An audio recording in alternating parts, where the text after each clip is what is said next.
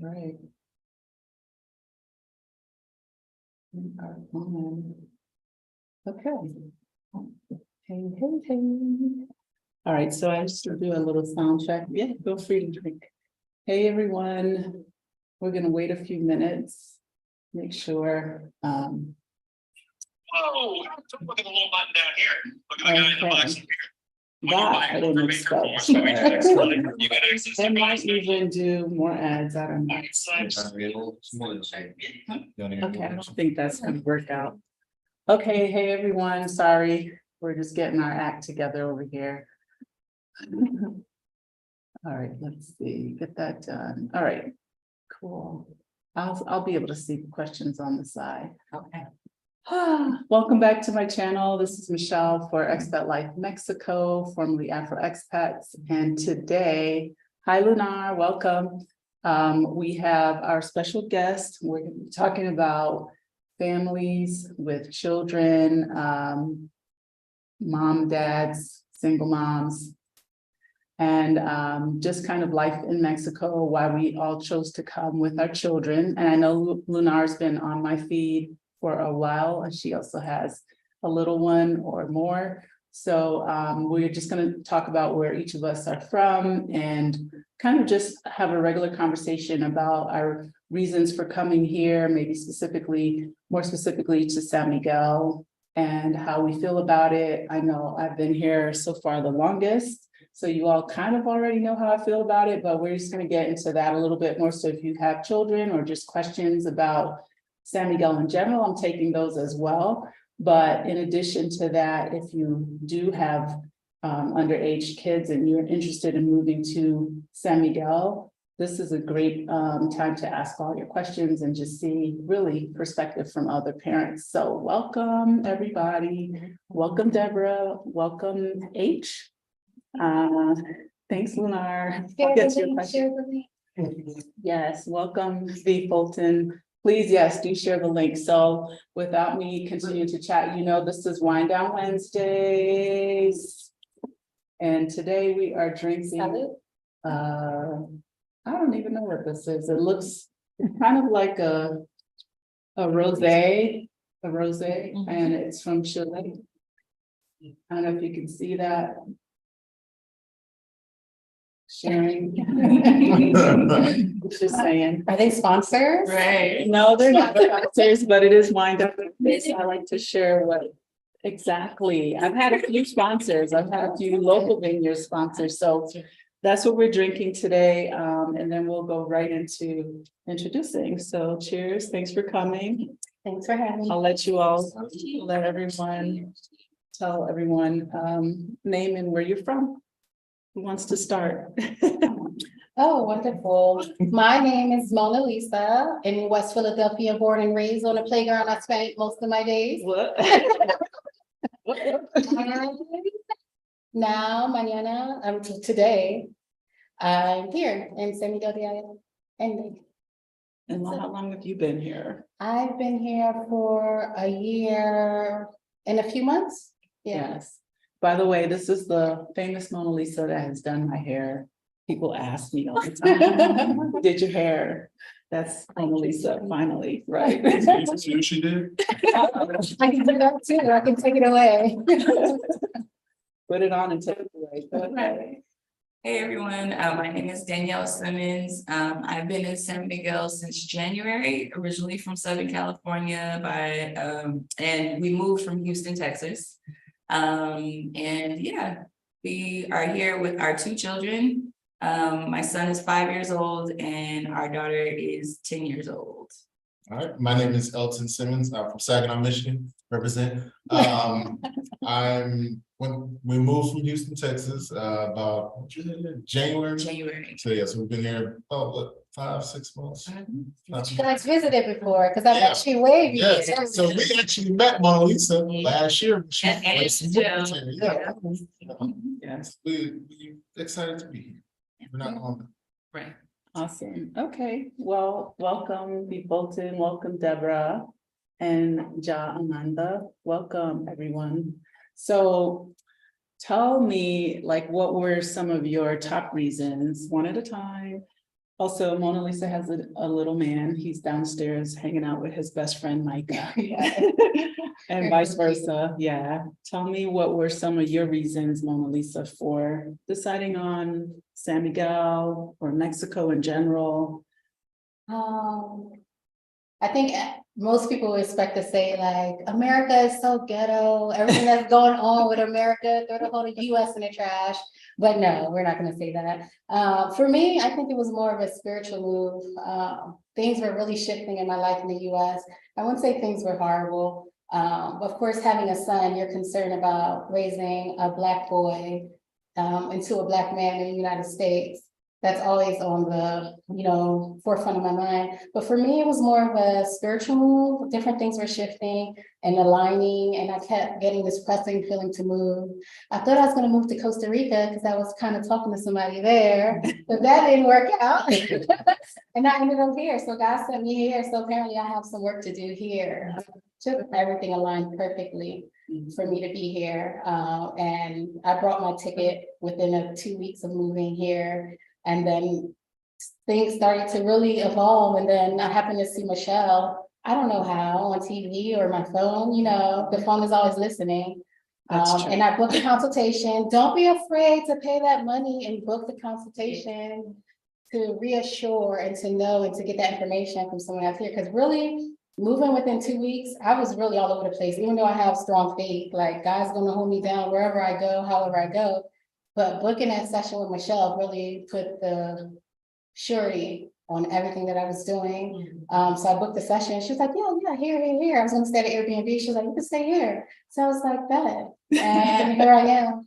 Yay. It's a smart investment. You gotta invest. It's a smart investment. I know a lot of people look at consultation prices and stuff and they're like, oh my God, but it's a smart investment. It's very much worth it. Because even if it's not here, it may be somewhere else, but to get advice from somebody that's moved abroad, it's very, very solid. Yeah, and I think in the long run, one thing that I learned in all the errors that I made was I didn't have a person to call, but I lost a lot of money, way more than what I charged. I lost money on plane tickets. I lost money on just kind of how to ship my things, what I should have done versus what I did. I mean, thousands, just kind of like trial and error. So I think that that's something to think about when, of course, if you have all the time in the world to do research, I think you're still going to run into challenges. It's always good to get info from people that are already with, boots on the ground and they're already here. They can kind of guide you. They can help you get through the anxiety, because I know people run into that a lot. So definitely that's what I'm here for. Yeah. So tell us what your reasons are or were. So for us, we had been looking to move out of the US prior to moving to Mexico. We had looked at Africa, we had looked at Canada, Portugal, we had looked at Puerto Rico, Costa Rica. And with my mom was in Michigan and she moved to Texas. So Mexico was very close to Houston. Mexico was like an hour and a half, hour, 45-minute flight. So it was like, it's an easy flight. And so that was one factor. Another one was politically, things had changed a lot in the US. So we both work in healthcare and we seen the angerness in Texas about COVID and just politically about a lot of things. And honestly, it scared us. For me, I used to go to work in an office and then I was working at home and I was terrified of something happening to her and the kids at home. So I'm one of those, I had like 3 guns, like legit 3 guns. I carried my pistol to work and a shotgun rifle at the house. That's how serious I was.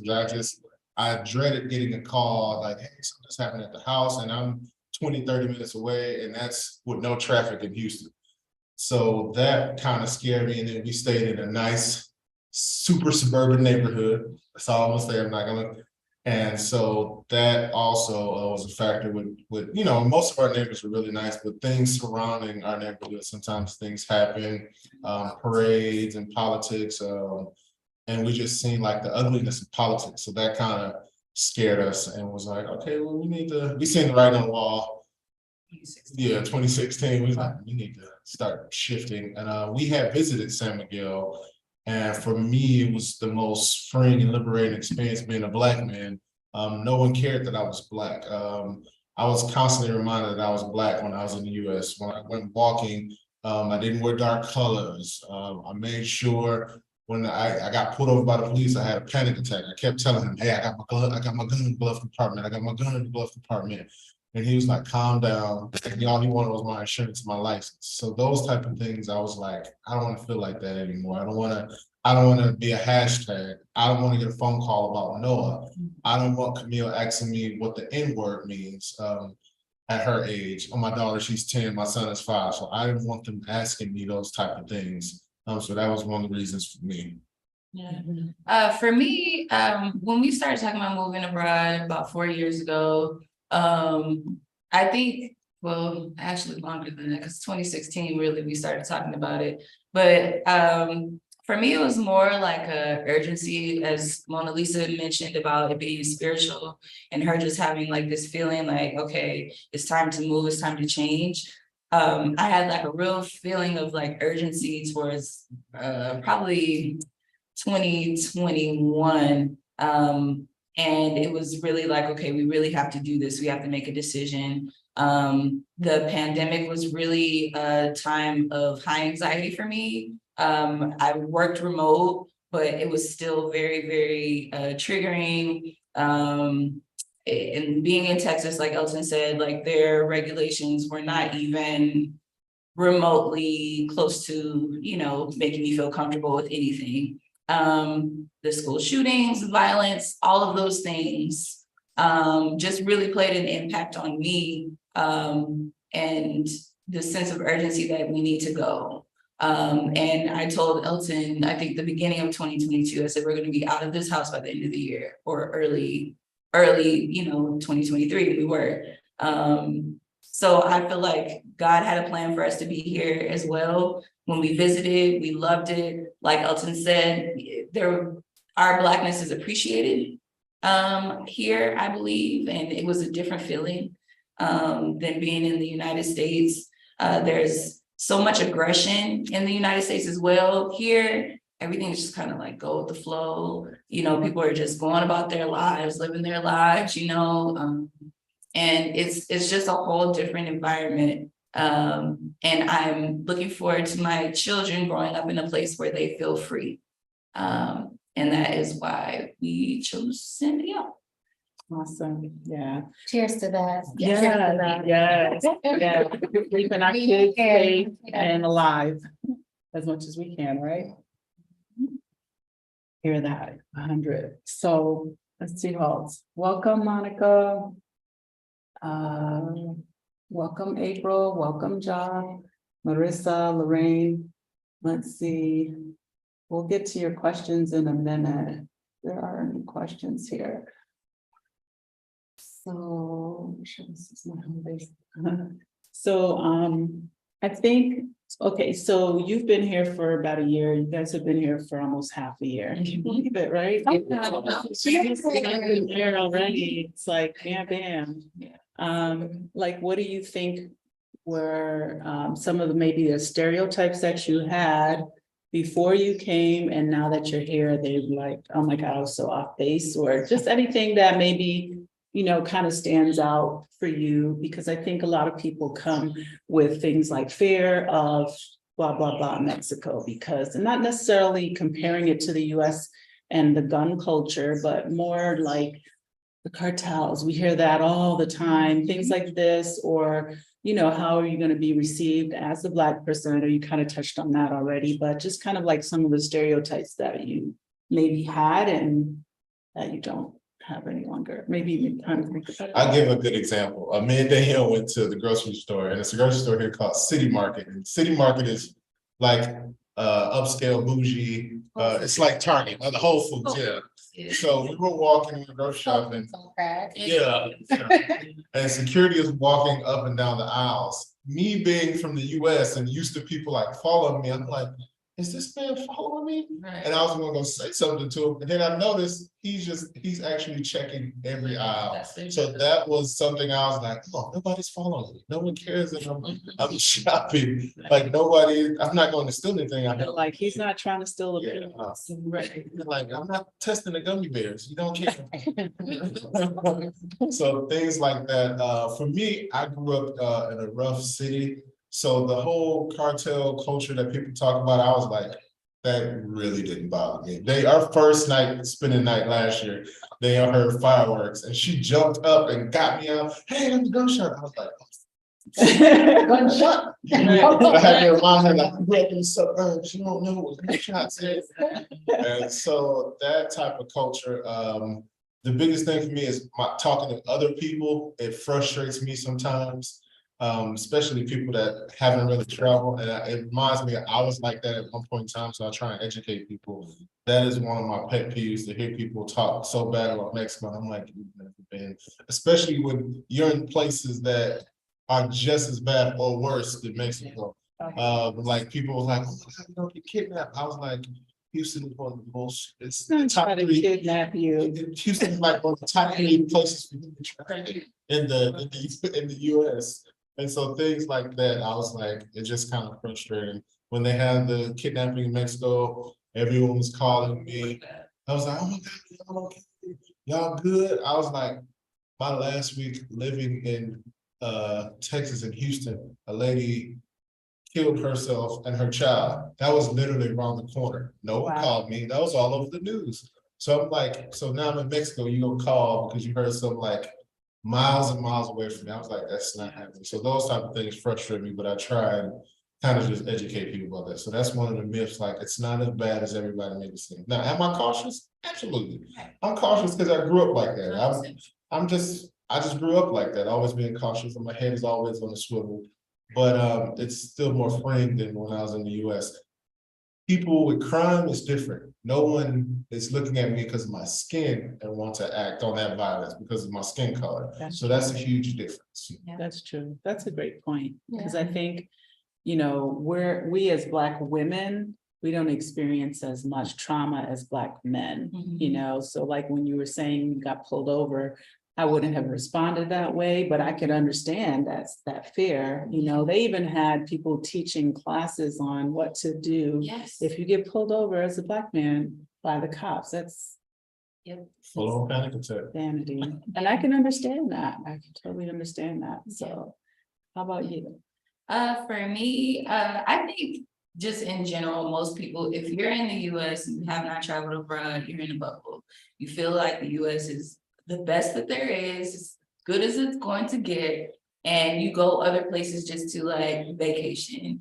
But I think that in experiencing Mexico and the people of Mexico, the culture of Mexico, I think that really just traveling in general, when you go somewhere else and you really immerse yourself, not just in the hotel, but if you go out and you experience the actual city and the culture, you really see that a lot of the things that they tell you is not the case.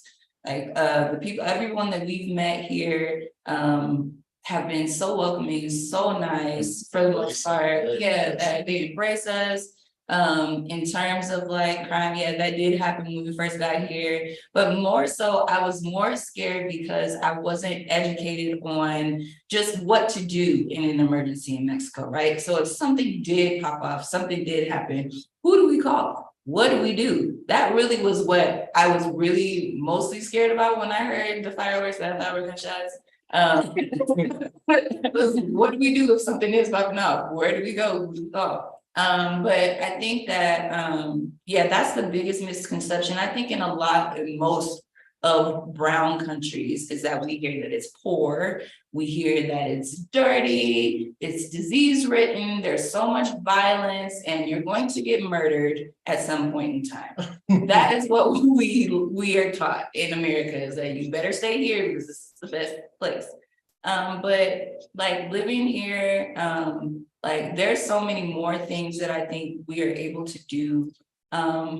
You know, the cost of living, as you know, you probably already heard, is low, but amenities like just things to better your quality of life are just so accessible here. and like getting a massage, getting your nails done or your feet Pedicure. done.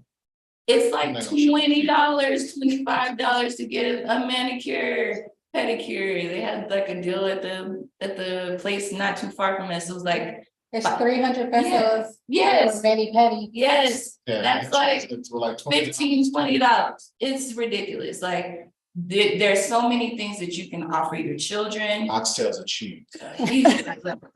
Team oxtail. Oxtails. Oxtails. Remember, we can be on these oxtails. They're so much cheaper. You get 5 pounds for what you get for 3 in a plate. Yeah. They got a thing for oxtails. I'm vegan, so I'm not about that life. But just overall, it's just a better standard of living for yourself. And not just in Mexico, I'm sure it's many other places. So Yeah. For me, I have two things that come to mind. One is that I think someone has said to me, I always love to vacation. He said, most of the time when people love to vacation is because they're trying to escape something, right? And I had to really think about that. And coming here, I'm like, no, that's not true. US, like I have family all over the world. And when I'm like, oh, I'm on holiday for a week, and they're like, a week, we get a month. But coming to Mexico, I realized that vacation life can be real life. I can wake up in the morning, not feel like cooking anything, walk to the corner restaurant, whatever, have me a little cafecito with some bread or some chilaquiles and walk back home and get my day started and roll around in bed a little bit longer, come back. So that's one. Vacation life can be real life. Weekend trips to Mexico City with my girls. Shout out girls, Nina, all of you. That's right. Joy, everybody. And so that's one. Vacation life can be real life. And you're not escaping anything. It's kind of like your inner self wants a sense of peace, a sense of calmness, a sense of relaxation that can fit into your whole life. Like that is life here. Everything is not always rush, do, get. Right. That's true. And the second thing for me was realizing that being in the States, even though I'm a real calm person, you carry a lot of traumas. So when someone goes to touch my hair or my son's locks, that's like, right?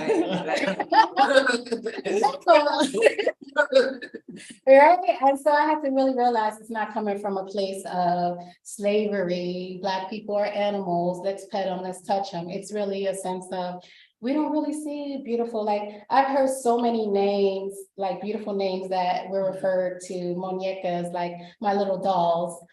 Shout out to Mario Restaurant. He calls us his little dolls, or princesas, or renas, or beautiful things, right? So when people, I went to Guanajuato, and you would have thought I was a celebrity. People were asking me to take pictures, and like, no one touched my hair. Like, in the US, they already just touch it without asking, but it was just like, wow, like an amazement. Like they see us as beautiful, they see us as queens and princesses. So yeah. And being able to allow that and like, oh, okay. Yeah, it's okay.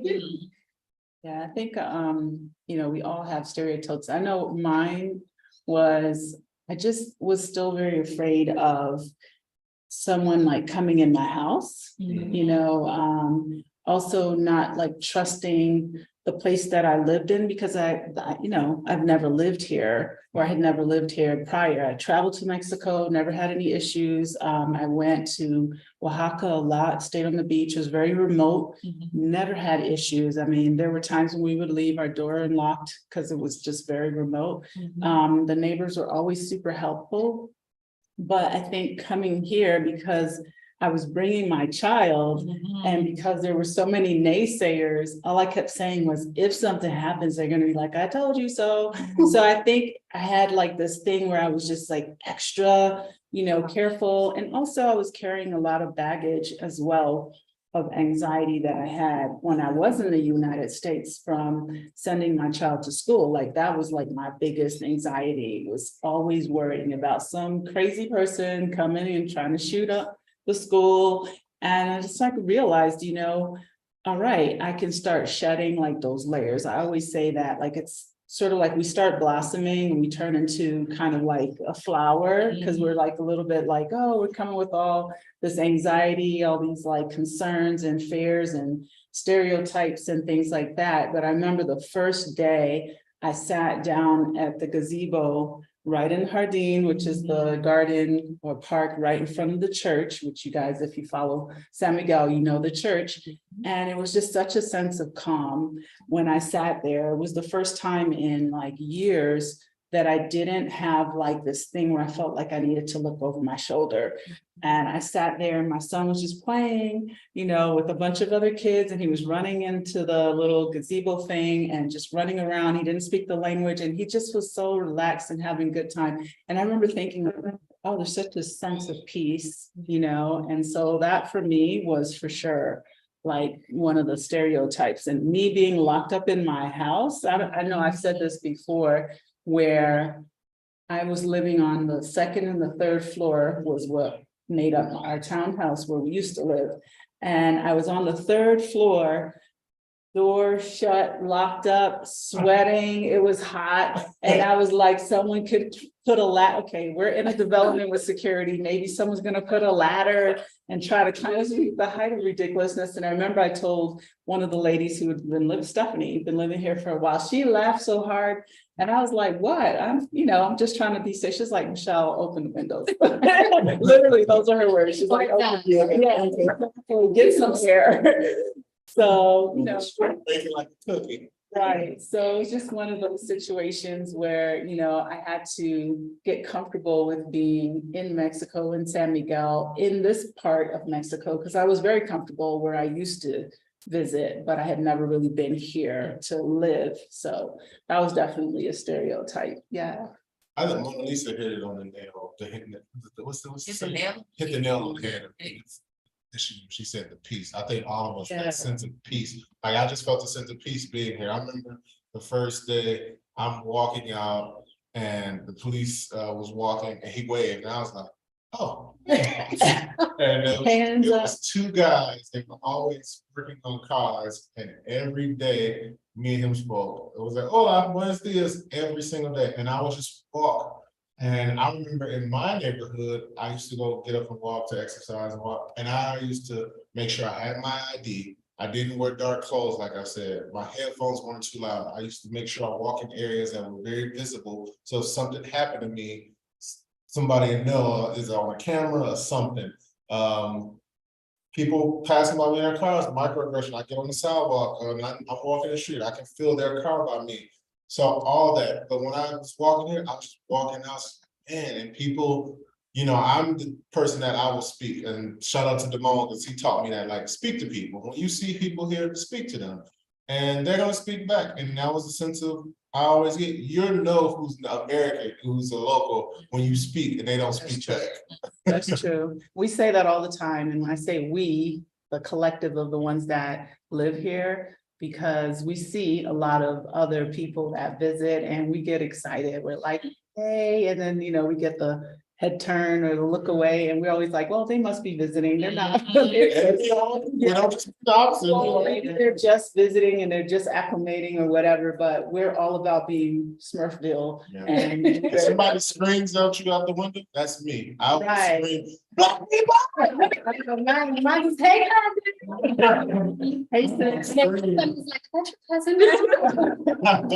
Yeah, so that's I think one of the things that is also kind of a layer that we lose because trust. When I lived in the US, if someone talked to me, I thought they were like up to something. No, really, it's crazy because growing up, and I realized the different cultures even in the United States because I grew up in Connecticut and people don't, we're not friendly this way. We're friendly if we know each other, but we're not friendly this way. And when I moved to Texas, people were like, "Hey, how you doing?" And I'm like, I would just stop and look and I would be like, oh, exactly, I'm good. And what else? Like, you need something? And I had to learn that not everywhere operated the way that we did in New England or in the Northeast. And then moving to Florida was right back to what I was used to. And then coming here, really, people make eye contact with you, not even just, I would say commonly that the Mexicans are just greeting you. They walk by your table. It's like un provecho. That's saying enjoy your food or enjoy your meal. They typically will say, you know, good morning, good afternoon, or good night to you. But I also think the foreigners that live here, we all have kind of adapted the same kind of like behavior and things like that. So if you come to San Miguel, please like head up, give some eye contact. Most people will speak to It's you. full on nepotism. We're not gatekeeping. I'd say for Michelle, every time it's full on, we help each other. Oh, okay. It's not like for example, Michelle, we've never got a consultation with Michelle. Michelle does not hesitate to share information with us. Yeah. If we ask, same thing with Mona Lisa. Mona Lisa like, But book the consultation. yeah, that ain't for everybody. Now, me and Danielle did our own research. That's why we figure stuff out. That's okay. Michelle is helpful. We made mistakes. Could have saved you some money. Yes. We Mona we Lisa made some will. mistakes. We lost some money, a little bit of money. Made some Okay. mistakes. Well, you got the realtor Yes. and your mom found something. So her mom lives here as well. They all kind of came down collectively. So let's get to some of the, let's see, welcome everyone. If I missed you, let's see, this understand sad to carry on time. Yes, it is. Right? It is Ja It's time Amanda. for it to- Should I give- Hi Marissa, welcome. Oh, wow, we got a lot of questions. Oh, just comments. Yes, Team Oxtail. Yes. Yep, there's lots of vegan options. Yes. here. Yeah. Yes. Actually, you know, a vegan, like fest, food fest. Oh, what? I'm sending it to you. When? Yeah. When? It's, I don't know, next weekend is a vegan food fest, and I was like, no meat, no meat, no. You can still show up and look, get some ideas. Oh, by the way, she made the best cabbage with the vegan sausage. Like, I didn't feel good, it was so And- good. I ate all- I didn't have your sweet potato pie. I didn't either. Can you talk about the pie? I need to redo Okay, so someone said they just came back from 3 week scouting trip. We are super excited. Okay, hey, Lula, I guess you came to San Miguel. That's what I'm gonna get from that. Welcome, Monica. I'm still living here in Mexico, generally cautious, but I am not anxiety. Okay, good. Yes, we are too. We're always cautious, but we also have to be free. We have to free our minds. I'm so sure. Good. Let's see, question, how, I have this, because I have my glasses. How do you handle COVID precaution and social engagement, especially with children? Same. You guys can answer that, What's the because question? How do you handle COVID precautions with children, social engaging. social engagement?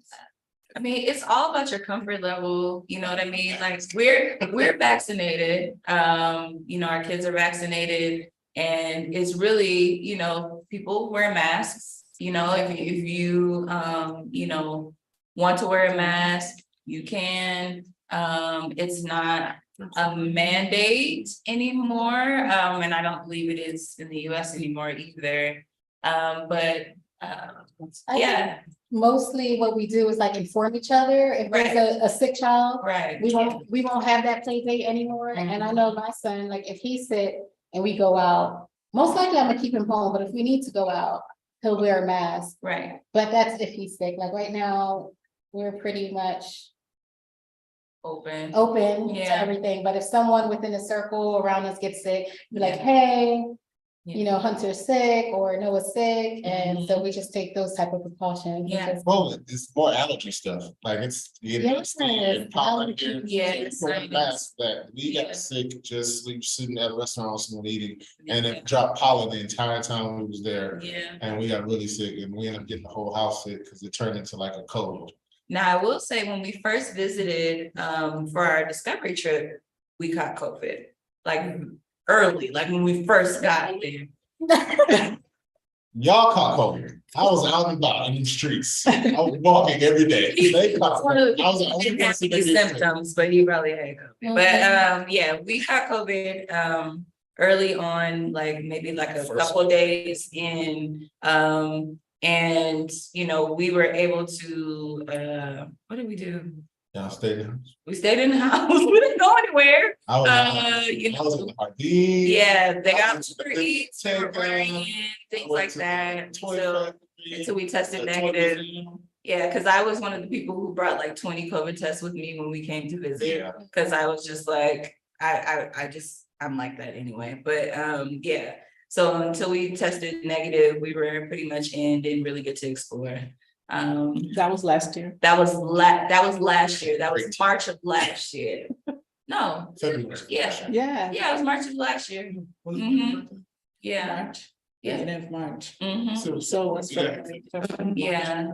Yeah, but the good thing about here is, you know, now that we're living here, there are literally mobile doctors that will come to your house where you don't even have to venture out, you know, to the hospital if you don't need to, you know, so like I said earlier about amenities and things like that, and just things that are more accessible, you know.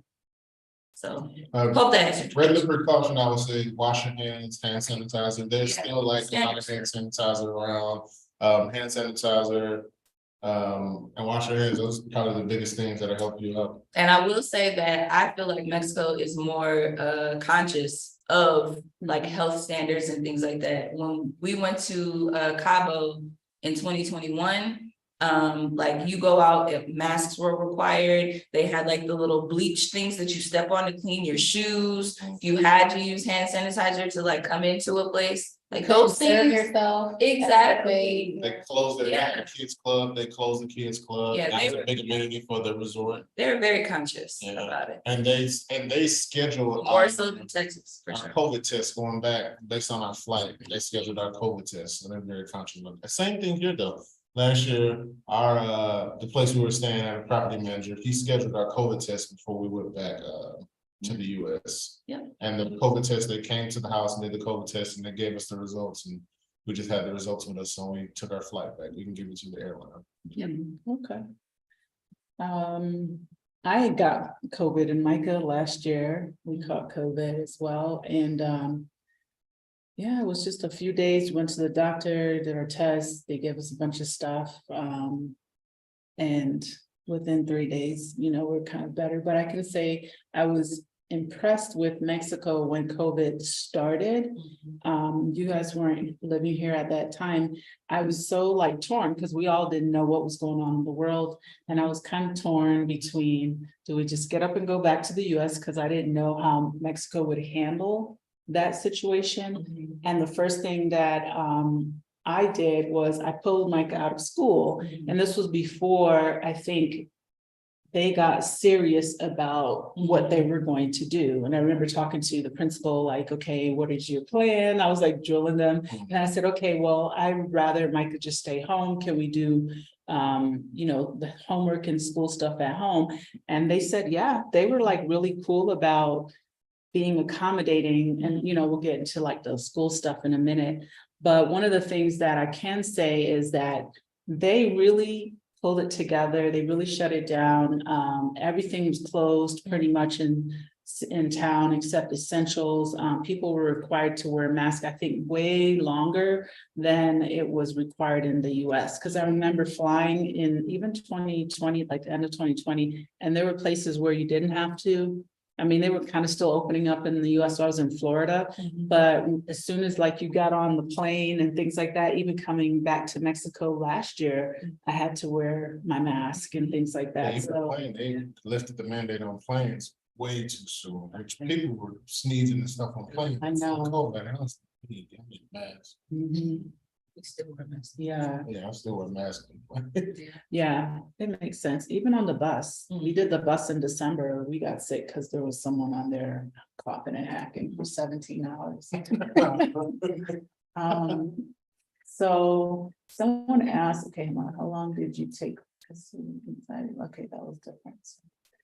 Someone wanted to know how long did it take for you all to kind of like lessen the anxiety in your new. Immediately, for me, immediately, it was just so different. even with the kids, it was immediate. For one, I'll tell her a trick. We went on to the water park, and we was talking to Michelle and Mona Lisa, and they was like, just let the kids play. And at first I was like, nah, let me follow, let me follow. And then I was like, they with Mike and they with Noah, the kids just play. And I was with Noah, of course, and I'm scared Noah gonna drown. He can't swim, and Noah just jumped in this 8 feet pool. So I was with Noah, but Camille was running around with Micah, she ran around with Hunter and all the other kids, and they just had a good time. And I seen the joy in her eyes that she hadn't been social because of COVID. She had been in the house, and she couldn't really go out and play with kids anyway because of COVID was so bad in the US. So she had such a good time, and she talked about that. She still talks about that. And so for me, You gotta go back. I know we do. And so for me, it was a great, I know for Danielle, it was a little bit less with anxiety, but that was my first time kind of just taking Camille off the leash and like, just go enjoy yourself. Yeah. And so it was really cool. It was. So I'll explain where we were. We went to Shote, which is a. So I know because it's spelled. That's so What are you calling it? And where are you calling it?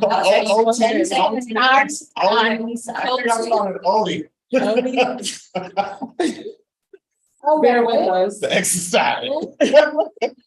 Well, no, it's not actually Shote. Shote, it's XOTE. It's a water park for everyone. I think it's Shote, XOTE. XOTE, yeah, okay. Right. So it's a water park and it's not just for kids, it's actually for everyone. They have, I actually need to release that video. I just haven't done a thumbnail. It's been uploaded for like a month.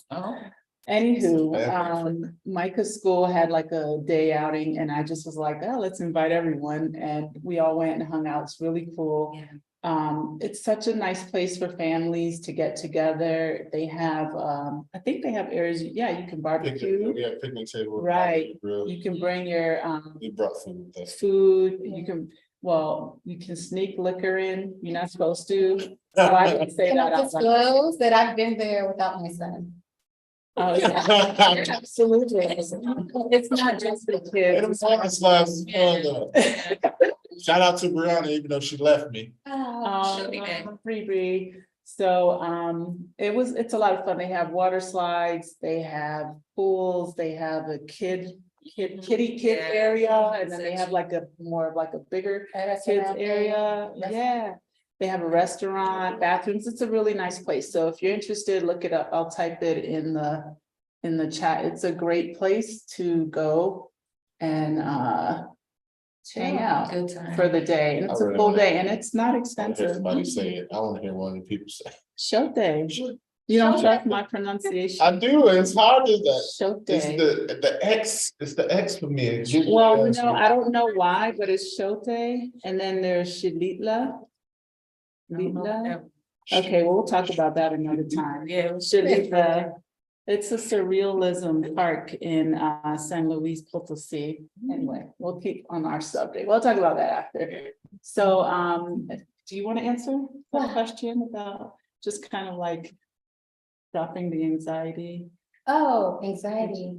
Like, was it immediate or did you feel like you kind of didn't have too much anxiety? I don't think I had anxiety about being around Mexican people. If you grew up, I have family in Brooklyn. I grew up in Philadelphia. The Hispanic community has never done me wrong, you know? And so any angst that came is with like doing something new in a new country, like finding somewhere to live. Those type of angst, not necessarily the Mexican people, but it's like, okay, is this house manager gonna scam me? Or is this gonna not look right? Is this neighborhood look good in the daytime but bad at nighttime or things like that? But we kind of use discernment and our discretion and just prayer and having this community where we can text and be like, hey, do you know about this? Or do you know about that? Or who'd you use? And really trying out things really minimize the anxiety for anything. So I think seeing people that look like you kind of help. Like us here, it's literally like a community. Like Miss Michelle has a child, Mona Lisa has a child, so we kind of hang with our kids, and then other people we hang. Like I got a gym buddy. I got other people I hang on when I talk about healthcare, IT stuff. So it's kind of a community. So that community kind of eased anxiety too, because you're not alone. I know I talked to one of the guys. He was here. He's been here for years. And he said it was like just him and his wife for years. Miss Stephanie, shout out to Miss Stephanie, she said she's been here with 22 years. She's Yeah. probably one of the first black, like, she's like discovered Mexico, but it's a black person. No, she's like one of the first people. Don't lose that. So.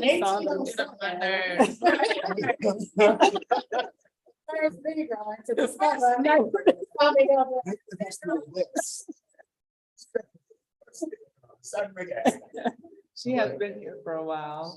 She actually is the first person, the first black person. Yeah, I hear that story. She came up to me in the grocery store. She was so enthusiastic. I thought I met her and forgot. I was like, hey, how you doing? And I turned around again, coming with my Florida attitude.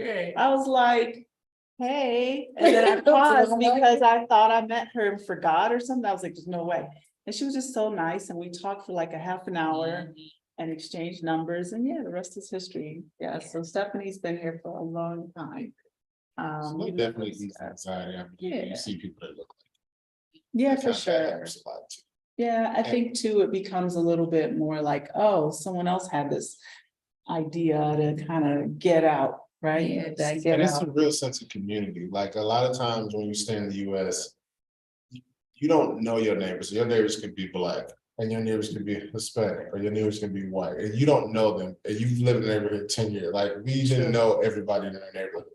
But here we've got to know a lot of people, a lot more people and more of a community, a sense of community. So that Yeah. is ease the anxiety.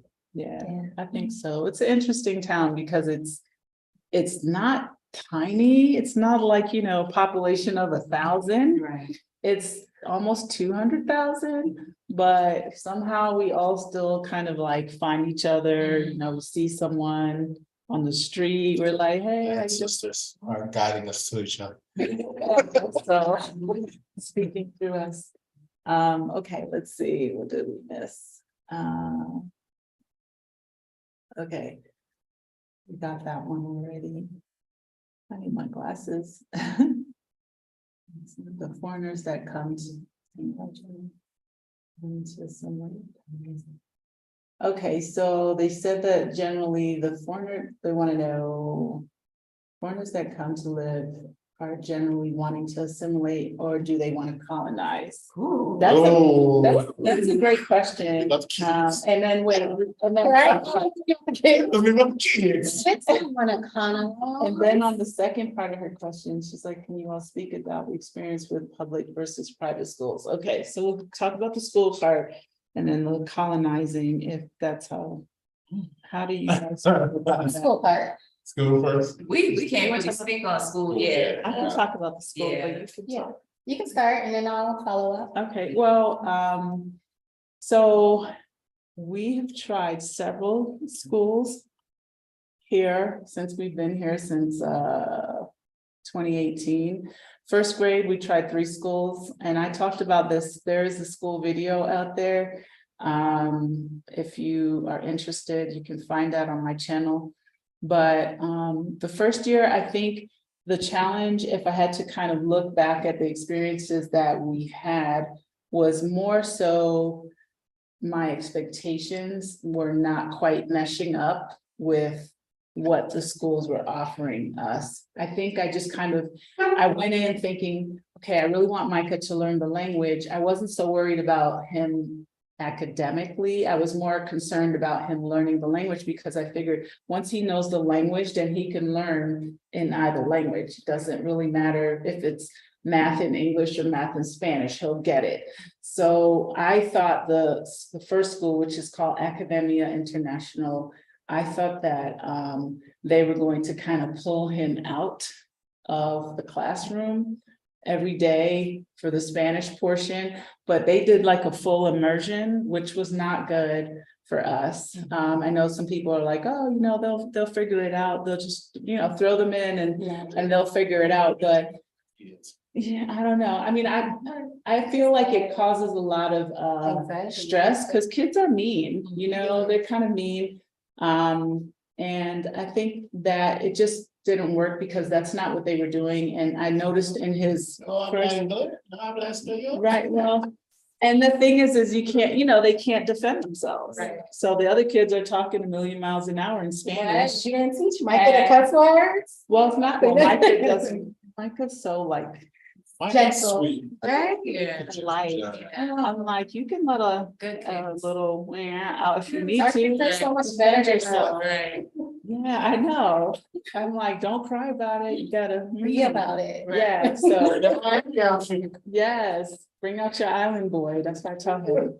Tap into the island stuff. Yeah. Anyway, so it felt like he had a couple like somewhat bullying kind of experiences, but he was only in first grade, and I wasn't happy with the first school because of just the way it was set up. And I didn't know this, because he did a whole like test to get in, first grade, like, come on. He had to do an exam to get in so they could see what level he was at, whatever.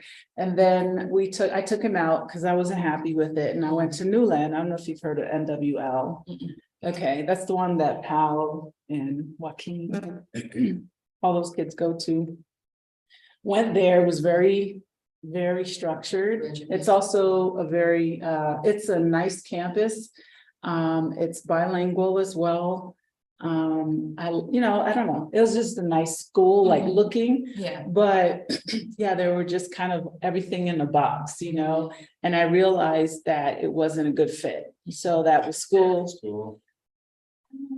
They're all private schools, but I just felt like they were more concerned about following the rules versus what's the emotional state of the child. And at 6, you need to be more concerned about the emotional state of the child and how to handle things and not, your rules, your rule book. And I'm not saying it because my kid's not like, a tyrant. It's just, I think there's the behavioral challenges that we may not think about when we're putting them in school. We're trying to find the best school for them, but there are things that they are experiencing without you. You're not there to try to help them figure it out. Right. They're in the school situation and you're dropping them off and picking them up. So between 8 and 2, they're on their own, right? Not speaking Spanish and trying to like navigate as well. And then there's a bunch of other kids in the class that they all speak Spanish, right? So it's easy for them to say whatever and be heard because most of the teachers are going to understand what they're saying. So I wasn't having it. Yeah. Mama showed up and I was like, so I decided that wasn't a good fit. So then we went on to school number 3 in one school year. And the third school was, I don't know if you ever met Lee. Maybe you did. Yeah. Not. Okay. Her and another woman had a school that was kind of like, I forget their concept, Reggio Emilio, something, it's some concept similar to Waldorf, I believe, or something like this, but it was kind of like free range, they can go out, they can learn and explore, they learn through play and things like that. And I said, that's what he needs. We didn't come here for all of this stress and anxiety. We came here so he could learn another language, be multicultural, and we'll worry about academics and being the best child on the block later. Right. We're just gonna go with this flow. So I put him over there and he loved it. I just called it the chicken coop school. I remember you saying, they play chicken. But every time you tell that story, I always like, do you know how hard it would be to take a kid out of school in the US and put them in different schools? Like they would fight you. That's my child. I will take them out. I wish a teacher would tell me I can't go on vacation. So many horror stories. Like we have a friend, our realtor was talking about when she took her son out of one school and they moved to another school and he was an athlete, how much issues they had. Like because he was a star athlete and they were like, oh no, we don't want to lose him. And then they're just worried about their money. And that's off the backs of your child that could get injured and not get paid for it. No, sir. So it'd be hard. That was the one thing. That's why we kept Camille online because we knew we were moving here. Because we were scared to put her to school and say we're moving to Mexico. They may be like, oh well, y'all beating Camille. CPS, just call them, get the child taken away. Like we're not doing that. Yeah, I think because that's what we're doing right now is we're in the process of figuring out what school we're going to put the kids in for next year. And Camille's finishing out her 4th grade year. and it's all star testing, the standardized testing right now. They just finished STAR testing, and this week they're starting a different standardized. Another standardized test. And it's the end of the year. And I'm just like, Yeah, They're in Texas? yeah, it's called Connections Academy. but it's through in HISD, Texas. which HISD just got taken over by the state before we left. Yeah, so for us, our son is gonna be starting school because we had him in daycare for a little bit, but Well, then, tell them how old your son is. oh, he's 5, $5. Sorry. November babies, both of them. Yeah, So, had a good Valentine. okay, but we were With the count back. we're thinking about the chicken coop type school for Noah, the Waldorf. Oh, that would be and great. Victoria Robbins for Camille. Both private schools. The public schools, we're not, I think we're looking for more so for Camille especially, she needs to have a teacher speak to her in English, of course, because she's 10. So it would be too much of a stress to have her in an all, immersion type school. So we need, teachers that are, she's able to communicate with, and then she takes Spanish while she's there. So we're leaning towards Victoria Robbins for her. For Noah, we really want him to get a different experience from school. So we were thinking about Arbol de Vida, which is a Waldorf school. However, looking at the pricing for Arbol de Vida, not too sure because kids been in public school all, How much? How much? So the people, it is about upfront, it's about 21,000 pesos. Which is. That's for registration and for new Let me do the family math. materials and something I'm else. gonna tell y'all what Danielle texted me.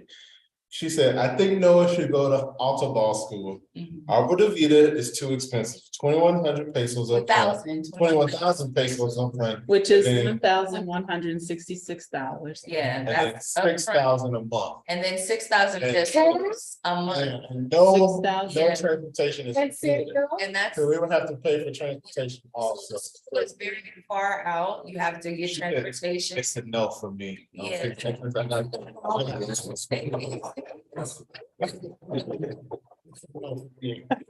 No, but anyway, yeah, no, it's a little bit much. Yeah, I love the, y'all didn't get the chance to tour the school, but I love the concept of the school Yeah. because me growing up, in Michigan wasn't big on standardized tests. We had standardized tests.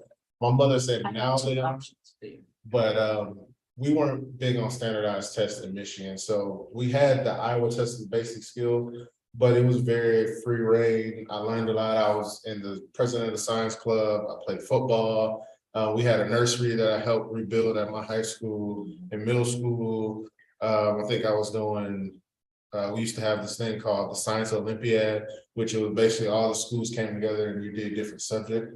I was a geography genius. So I didn't, but I'm saying those type of things happened in school when I was growing up, and now I want Noah to have that type of experience, especially with his first thing. I dreaded Camille first day. We cried when we dropped Camille off at kindergarten. And my biggest fear was Camille was gonna ask me what's the N word mean to school, and I have to explain to her that. And that never happened, but other things have happened. So with Noah, I just want a different experience for him. We want him to really enjoy school. Noah hasn't had a chance to be in daycare either, like Camille. Camille was in daycares as we moved. Noah was in one daycare and he kept getting sick. Every 2 or 3 weeks, he kept getting sick. And we pulled him out and he didn't get sick anymore. And so he hasn't been in daycare since he was what, like 3, 4 years old? Probably 2. 2, 3, yeah. So he hasn't been in the structured school except Sunday school and church. Well, I can say that there are a lot of the schools that we know about, and then a lot that we don't know a lot about. There are a lot of schools here, considering it is kind of a small town, but I think a lot of the type of families that come here are kind of not looking for the traditional setup, right? There are people who I met in the very beginning because I had never heard of some of these concepts of world school, unschool, no school, all of this stuff. And I was just like, I don't want to homeschool, but I certainly would do world schooling. Right, world school. I met a whole group the first year I was here, and they were literally traveling as like 30 families. And I'm talking Black, white people, Black people, Mexicans.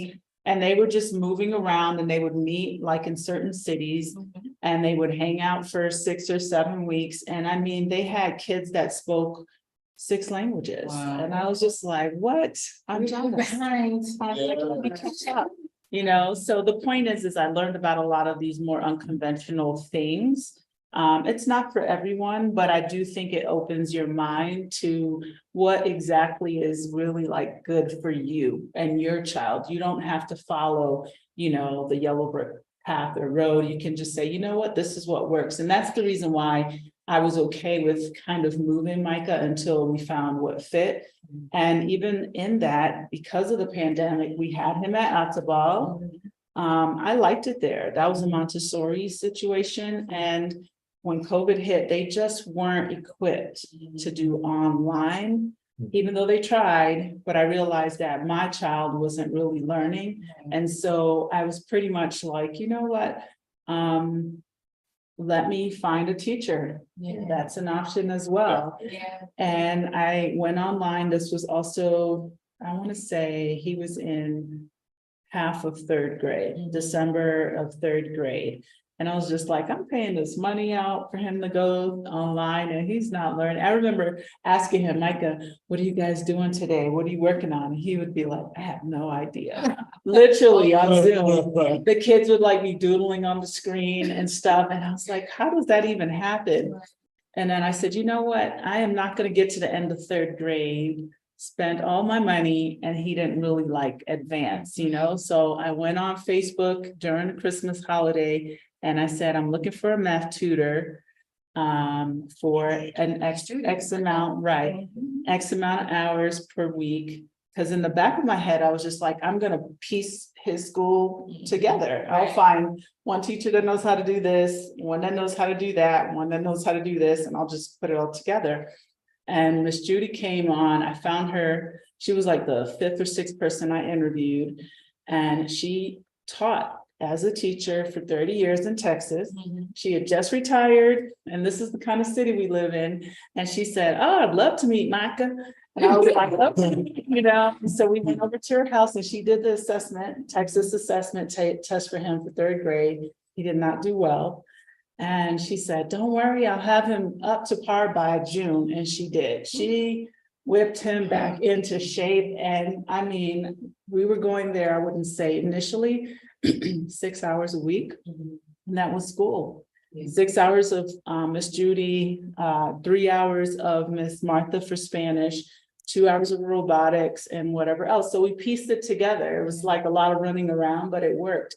And then for 4th grade, because he was doing so well with her, we just continued. I bumped it up to 15 hours a week. And she did 15 hours a week with him for all of 4th grade and got him ready for Victoria's this year, 5th grade. So he went into 5th grade really like ready and equipped. Yeah, but it's just like the point is that there are people here, and if you know, are okay with kind of letting go of like the more conventional way of doing things, you can get the education your child needs. And I feel that you can find the right fit and pieces if time allows for you to get them involved in things they like. You know, the same as what you were saying earlier about being able to afford the extracurricular things, because in Florida, for me, I could only do one thing. It was like, okay, do you want it? Okay, you can do that for the summer. You know, I mean, summer camps were like thousands of dollars, and I was just like, I can't do that. Summer camp here is great. It's so for me, awesome. I homeschool because I love to travel. So I'm like traditional school, like you're not calling me truant. Like literally, I had moved from Philadelphia to North Carolina. I was homeschooling since he was born, and I put him in kindergarten in North Carolina, and we were traveling, and they called us for truancy, and I was like, okay, cool. And I listened to everyone, and at the end, I was like, can you set him down? We're unenrolling today. Right. So then from then on, I just continued to homeschool, and I'll put him when I got tired of hanging with him too much, I would put him back in school. Take him back out, put him back.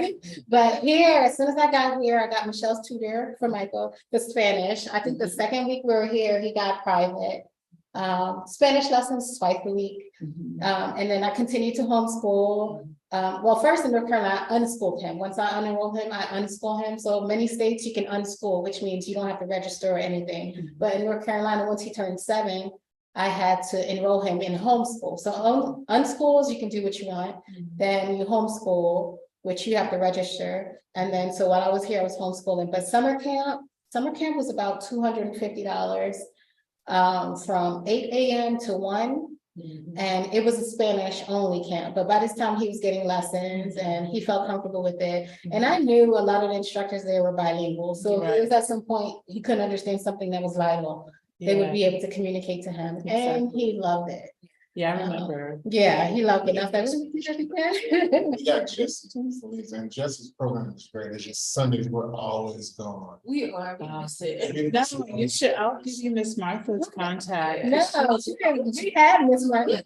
See, I didn't say Miss Martha because Hunter took Miss Martha, but I feel like I'd be bored to death. Oh, not for For adults. adults? Oh, she Not has for like adults. a good program? No, Oh. not for, I don't think. Oh, it's not for adults. Yeah, me either. That's what I mean. So I have this. I know, I think she's gonna So come back. she was for good. like that. It was just. No, I think It was- I feel like she's more for kids because when I met her, she was actually teaching the younger children at Academia International. Okay. And I met her that way. And that's pretty much who I used for almost 4 years for Micah. And it was fine, but now I realize he's advanced and he needs someone who's really gonna come and push him a little bit more. Yeah. But I didn't feel like it was the best fit. Like I started realizing that with time for the adults. Because I don't think she comes with like a curriculum that's a little bit more challenging for, yeah. So the child. He was. He really was. But I was, I yeah, Right. 2 L's, man, killed me. Still can't get. But Miss Yeah. Martha was great. I will say, Miss Martha, Yeah. Miss Martha, Yeah. she was great. It was It's just. everything that's here, everything is great until it's not. Yeah. And then Well, you just find when something. we had that's gone great. back to the US, I didn't have the time. So when we were down here last year, like I was on PTO for the entire 5-6 weeks. But when I got back to the US, like I didn't have the time for a Spanish tutor, to be honest. So. What else you guys wanna Oh, we didn't do know? the colonizer question. Well. Oh, No, that's no, right. skip that question. No, But you're looking at a school now for Hunter. I did find a school because, you know, I'm getting bored again, like. You can't spend, I know. But I love it's wonderful that for flexibility there. that you have, even what you saying, oh, I'm just pull them out and they, oh, it's truancy, like you can't try, like, No, it's my no, child. like we both have lives, I you know. know. And so now I'm like, okay, you need, so when I was homeschooling, I would put him in activities, like you'll go to the library has activities, free activities. Yeah. We'll go to Geeks and Coffee, which is a coffee shop, and the children are there to play, so it's not like he's not interacting. But for me, summer's coming, I wanna have more free time to do whatever I wanna do, so And I babysit, off to, you babysit? I love babysitting. Don't tell me that, because He I babysits. definitely drop Hunter off, we have a thing like, hey, drop him off. I love her. He babysits. So I'm like, you can. Okay, because he let him. Yeah, Yeah. for real. You said he babysits. Okay, Micah, But my son and their daughter, they're like great. I love to see them together. Yeah. Like we went out and the son was like, She's not "Can we married. sit down She's at not the married. table?" or something. I just need her this, I need her social security number and Yes, he's a God-fearing. yeah, He's a background God-fearing. and Micah, just in case. Hey, but- So 2 black kids her age. I need background checks for both of them. By the way, Micah and Camille went on the Valentine's Day. Yeah. Man. My baby's first dance. It was so cute. Yeah, that was in February, and I was just like, oh, can you invite people? And they said, yes, except parents. And so, because Micah was like, aren't you coming? And I was like, we're not invited. And so I asked Danielle, I was like, hey, do you think Camille would like to go? And she was like, before, I don't even know, I think I wrote, she was like, yes. Yeah, she's going. She's gonna go. And they had fun. Yeah. They really Socially, had a they good- just Like I Lots said, of because of meetings. COVID, she hasn't had any social interaction. We were in a church, and that was her only social interaction. We stopped going to that church because of some issues. Yeah, So she we had no stopped social- going to the church before COVID. Yeah, so Yeah. she had no social interaction. She played with a girl across the street, but the girls, Thank you know. Yeah, next question. Next caller. So colonizing, I mean, I don't know if I could answer that.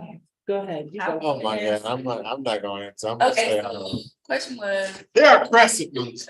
for the people who are coming, who were transplants, basically expats, are they assimilating or are they trying to colonize, right? Basically, that was the I question. think. So I feel like yes and no. I feel like some people, most people come and they assimilate, right? You're in a new country, you're in a new culture, you're just trying to, live your life as an expat. You are basically, a guest in this new country, essentially, so you're trying to learn the ways of everything, like Michelle said, like greeting people, speaking to everyone, all those things. But then I do feel like there are some people who come who do want to control things and do want to live in the Bring the US to the Mexico. they want, we would go, it's just, there's systemic things in the United States that work and people have a certain privilege in the United States that they want to bring here and they want to continue that life. And you can really tell, like when we go certain places, there, people will start to complain, like, oh, it's been so long, The fireworks. We need to sign a petition and stop the exactly, fireworks. the way of life here, they want to I change. asked them for a You know, refill, he hasn't come yet. Always complaining about things, because it's not what they're used to. So yeah, I think that it's both. I think we've come across, many people who are just assimilating, trying to, make a life here and enjoy the culture. And then there are people who are trying to control. And I see that mostly like with newcomers. Like for me, I was so apologetic that my Spanish wasn't up to par, right? I would go to the grocery store or the Tianguis market and just be like, disculpe me, like I'm so sorry. My Spanish is like low budget, but I'm going to try. But other people are like, you don't speak Spanish? I mean, you don't speak English? Right. Where's your manager? Is there someone here that speaks English? And they're like, just watching that, like, horrifies me. Yeah. Like, you should try. Hanging out. Huh? City Market. City Market.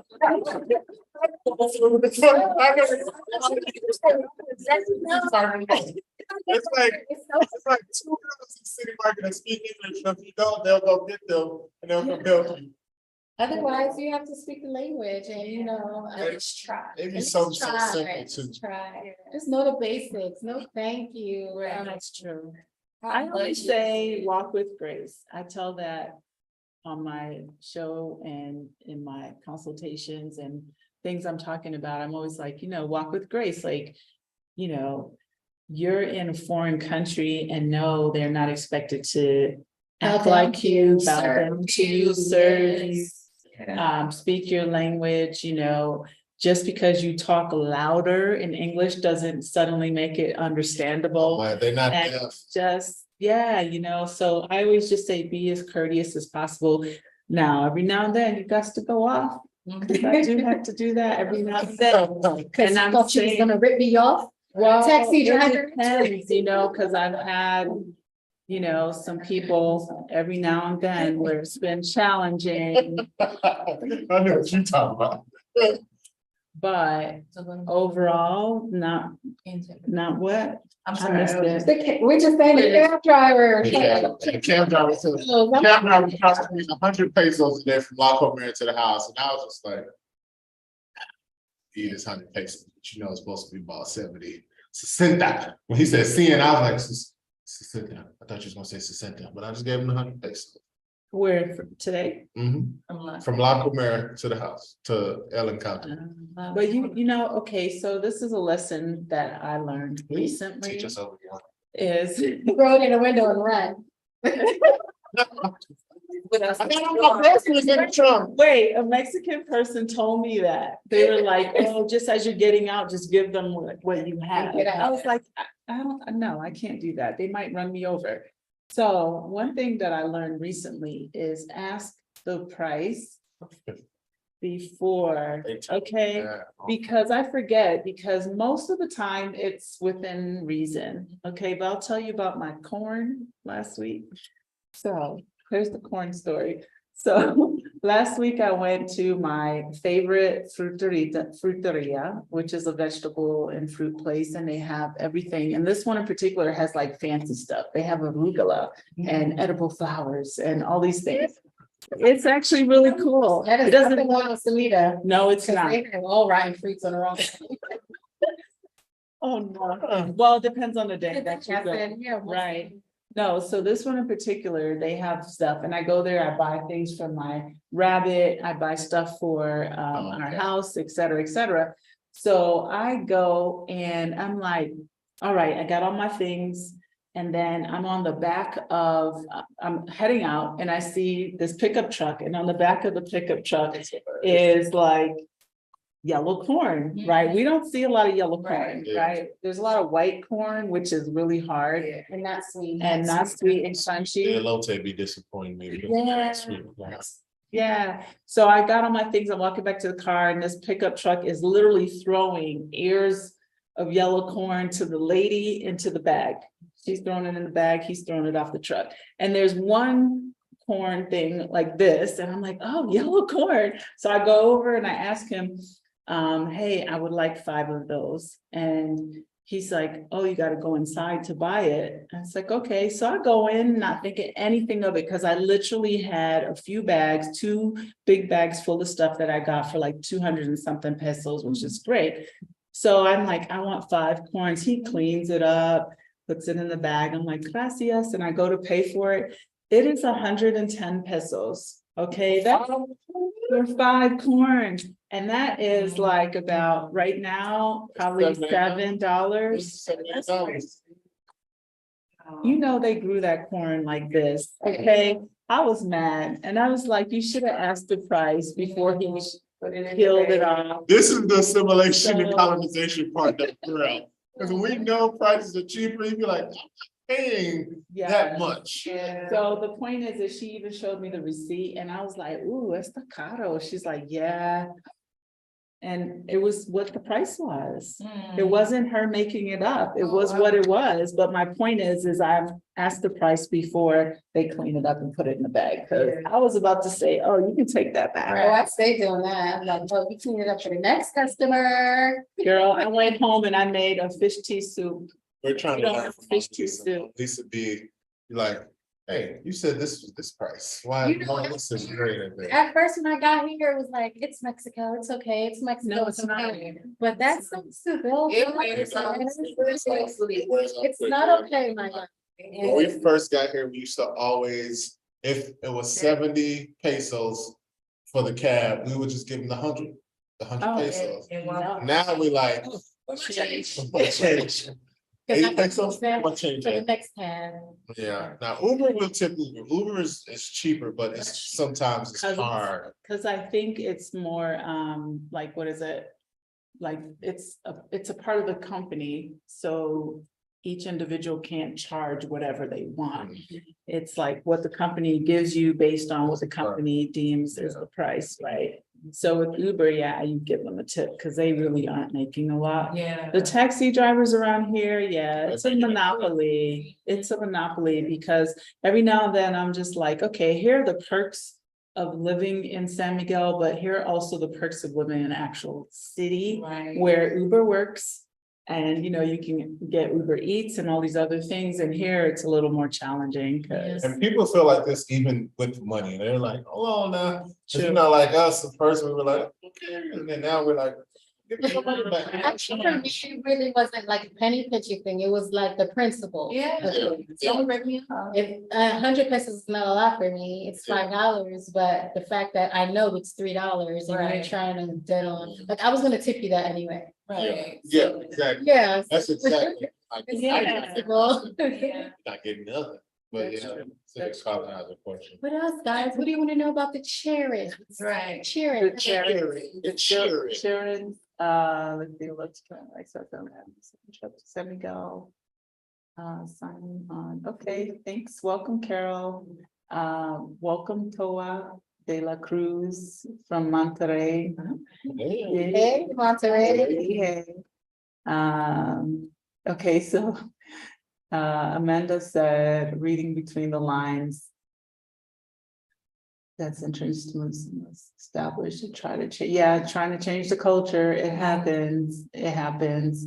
A lot. And I think it depends on where you go, because I know that I've heard a lot of people say, oh, there's a lot of, older retirees and Caucasian people in San Miguel. And I'm like, yeah, if you go to the touristy spots, I am always at like spots that I don't think I see a lot of foreigners. I mean, I don't go to Mercado Sana. In the beginning I did, because it was cool, right? It's like all these like cool. You acclimated now. I know. So I'm like, I don't go to Mercado Sano because it's expensive. And I'm like, okay, I'll go to the Tuesday market or the Sunday market, or go to La Paz. No, La Luz. Have you been to that neighborhood? That's kind of behind Liverpool. Your designer. Oh, no, no. No, that's it.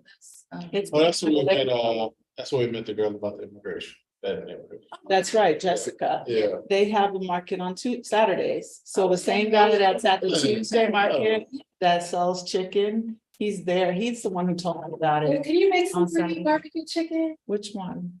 Barbecue chicken. Oh, from dinner. Yeah. We're talking about the children. The children want chicken. No, did y'all see my video with Dawn that chicken? Oh, Want to prove your son is black? No, my Here's my children video. eat barbecue chicken. It was delicious. Cause they don't really have barbecue flavor or barbecue sauce here. You could get it, it's like imported, like, but they I'm do, sure they do, but I mixed it up. That's really great. That's what I use. But you know what, the ancha, I noticed, like the one chicken spot we go to, well, Pollo San Miguel, and then it's a little small spot. Well, I think we took y'all, right? but we went to like, Cinco de Mayo the neighborhood bubble, they go, with the green hood. there was a plethora of roasted chicken and grilled Yeah, chickens. I get roasted chickens, yeah. But over here, they're not Grilled a lot. barbecue sauce. Well, here's the thing, that's the thing, if you buy the chicken, then you just make all the stuff and then you put it on. Yeah, but I haven't seen barbecue sauce. No, they have barbecue sauce. I was at Bodega Aurora and they had it. I think City Market a lot. Or even, It's a La Pomera. It's the La Pomera, City Market. We got- yeah, that sauce I made, I put Sweet Baby Ray's, Hunt's, ketchup, and a bunch of other stuff, and I mixed it all together and put it on. Yeah. No, barbecue sauce ain't nothing but ketchup and brown sugar. So good question. What are the kids eating? I don't know if anyone will know. What there's are the kids somebody eating? Oh. No, but that's a good thing. Okay, let's I'm see if gonna- you have any good questions. I saw another video. Do your kids like Mexican? Yeah, Yeah, they do. My kids like everything. They like me. They just don't That's good. like everything. Okay, someone wanted to know about, as a single parent, San Miguel or Querétaro. I'll say my piece in a second. I feel as a single parent, either or. For me, Querétaro was enticing because it's less touristy. So you can have a better immersion in Querétaro. Querétaro Cost has is it's cheaper, right? closer to, there's a big mall. If you need American luxuries as far as mall, Costco's, things like that, it's closer to there. But living, because I have friends that are there and they're always saying like, it's more immersive with the Mexican culture. Here in San Miguel, I feel like we live in a very, getting more and more touristy. And even if you try to find like Mexican families to, become friends with and things like that, I feel like there's a comfort that you always gravitate through the touristy things. So it's really up to you and what you like and what's comfortable for you. Mhm. I think, as far as comparing the cities, the two cities, Querétaro is a city.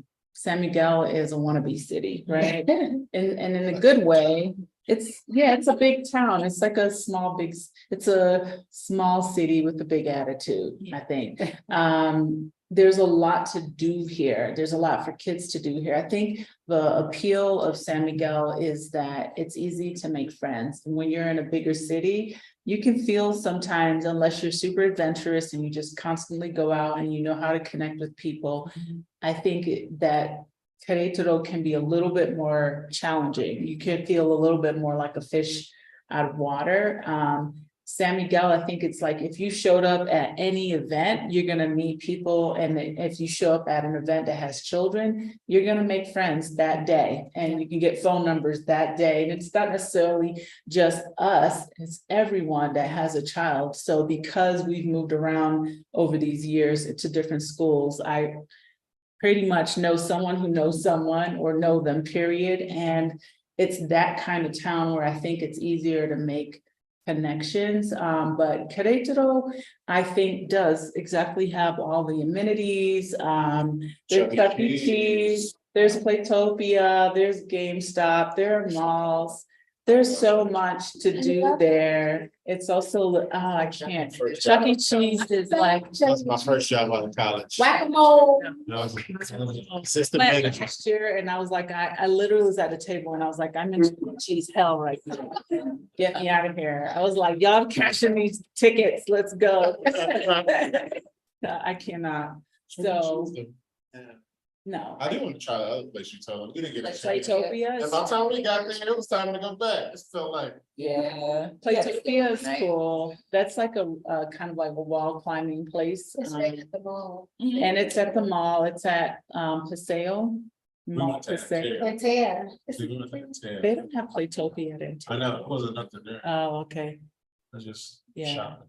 yeah. So I think that that's kind of somewhat of the answer. I don't know. I feel like it's easier to meet families here in general.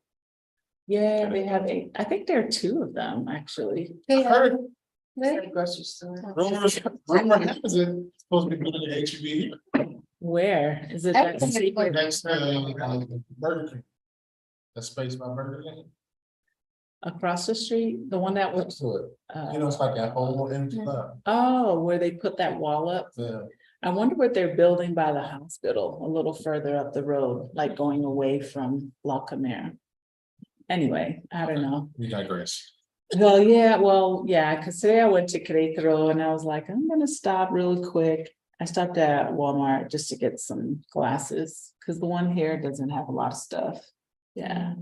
I mean, I don't know how I feel about that. What, the bodega? What they got in? That's Here we go. what? It was like a true Walmart. We went in there, it was about 30 people, it was 2 lines open. Well, listen, they are owned by Walmart. You know that, right? Cause you can open up. Walmart, It's It's like McDonald's. The ice cream machine don't never work. It's not Walmart. Oh, but how about this? If you're into McDonald's ice cream, they have separate stands at the grocery store and That's they're true. always Oh, yeah, open. that's true. I love And it's like Walmart. 50 cents Yeah. for ice cream. So they have. Had a big flurry. Yeah. And the machine always works Yep, always. in Mexico. Have the best. Really? I haven't even had that. Maybe Micah had it once. Yeah. when we Like, go- come here, as soon as you walk the line. Yes, Right. That's true. It's there, but I always walk right to It's 15. the coffee. I get coffee. I get it for the kids if I need change for the taxi. That's the Oh, that's a good plan. That's a good plan. So, go ahead. So how was y'all experience as single moms? Raising kids here in Mexico versus in the US? You want to go first? No. Okay.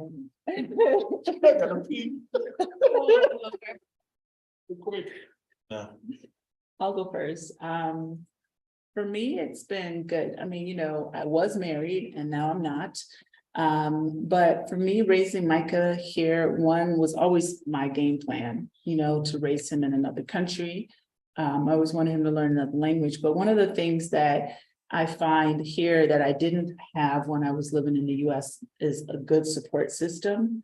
I have a good support system because I've been here for a little while, but I think it's not easy. It's not hard to get that. So for example, I had to go yesterday. I spoke to my doctor. I had to go to my appointment today. I didn't have a grand master plan. I called Betty. Can you please pick Micah up from school at 2:30? My internet wasn't working. I called Sandra, hey, can you go to my house because the internet people, this is as I'm on my way to Karencita. Can you go to my house? She has the key. And can you hang out until they come? Of course, I'm paying for this, but the point is that there are several people that I have in my life that I never had this kind of support in Florida. So things felt always like I can't really go out. I can't enjoy myself. Everything feels like I have to handle it alone and have to go it alone. And here I don't feel that way. I know I have this community also, but these people that that are locals, I just feel like they're just there. They're like, I can send a text and they're like, sure. Sandra's amazing. She'll just say, she literally tells me, she's like, Michelle, if you ever need me to come and watch your animals, because we have rabbits and a dog now, if you need us to come, and I tell her, bring your daughters. Her and Micah, they play like crazy. And, it's like, I'm comfortable. I trust them. She also says to me all the time, like, thank you so much for your confidence and trust in me to come into your home. So I'm so grateful for that. And it's something that's affordable. I know I'm able to pay her something, but I'm also like so grateful that I have that, because I felt that in the US when I was kind of in the same situation, it was hard. I was the one balancing act everything. I had a company, I had to run to daycare, pick him up, get home, cook, do this, do that. And it always just felt like I was going to sleep at midnight, exhausted, 1 a.m, exhausted, waking up and then rinse and repeat. Right. And here I really feel like, I have a lot of that village kind of mentality. I know even you, I could just say, hey, well, Lisa, can Micah come and hang out? I know I have a lot of people that I can trust to leave my child with. And that I did not have. I didn't feel like I had that in the US. And I know there are a lot of people who probably have that, maybe their family or whatever, but I lived in Florida. I didn't have that. My mom would come down and be like, oh, I can go out and have a drink somewhere, but it would be like twice a year, and here it's like, I don't do it often, but I know that I have that support system. There are people at Micah's school I can call and vice versa. I do the same. I have a friend, she calls me and she's like, hey, can you grab my son for me? I'll come and get him, and I'll call him like, hey, I'm running late today. Can you pick up Micah? And I'll come by and pick him up later. She's like, yeah, sure, no problem. So it's like a lot of this and a lot of that kind of support. So for me, I'm like, this is amazing. And it's affordable. It doesn't cost me like, $1,000. Yeah. 2 cents. What was the question? How was being a single mom raising, how's the experience here versus in the US raising a son? I think I had a pretty good core of friends that supported me, but I think being in Mexico, it's boosted to another level, because it's not only like the group of friends, like literally maybe a couple of weeks ago, I was like, I'm feeling burnout. And I texted my friends here and we're like, everyone said they love kids, aunties, and literally my one girlfriend was like, I'm available Monday. I'm available tomorrow. I'll take him to the mall. She spent the whole day with him at the mall. My other girlfriend was like, I'll take him to Canada to see the pyramids. And my other girlfriend took them. They went walking down in Central. They had lunch together. They talked together. And like, it's amazing. Not only that, like people in the neighborhood, like Mariana, she owns like the shared space and she's local, and I can go to her and like, I need this. Where can I find this? Like, I don't want to pay gringo prices. Where can I find this? Or where can I do this? Or having Jenny and her family that they do so much, and they're trustworthy people that I was able to go to like out of town and they stay with Hunter, or just having the support is really good here.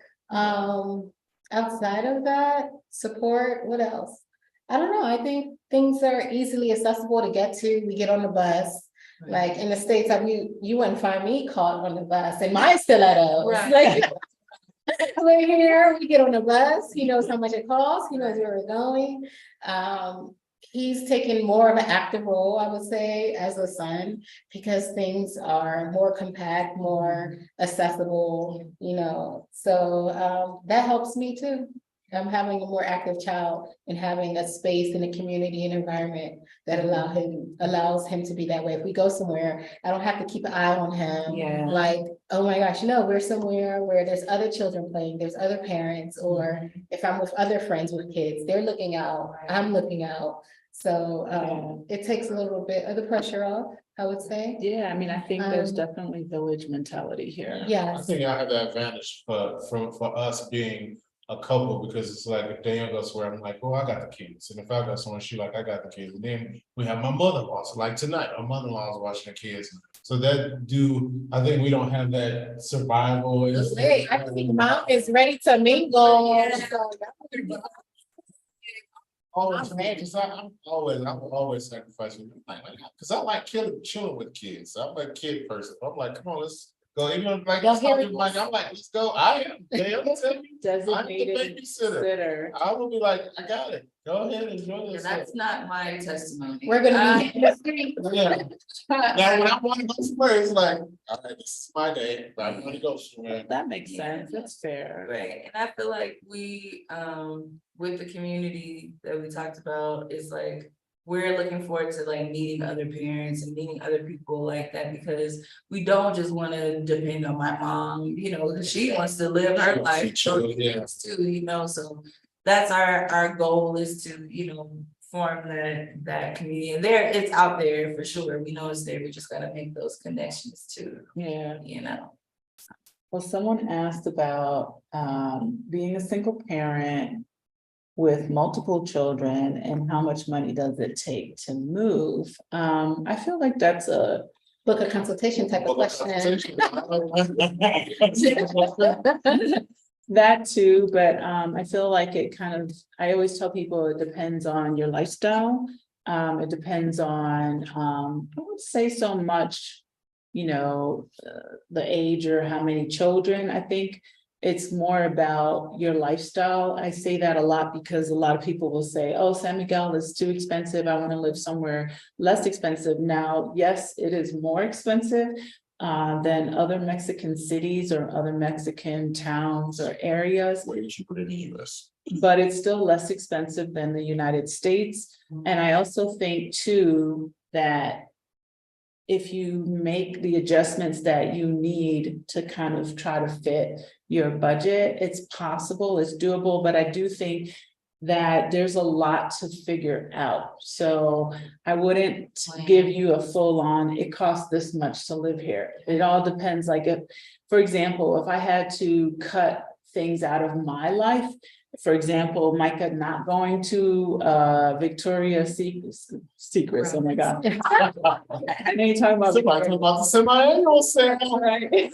Victoria Robbins is a school that he goes to. But if I had to cut that out, of course, it's going to save me money, right? If I said I was going to do something at home because this is what I can afford, then I would cut that out. Can I, okay, we're going to live in a place that is in my budget. I can probably find something that would be within my budget for the two of us or three of us or four of us, if that were the case. So I think it's one of those things where no matter where you go, you have to do your homework, you have to do your research.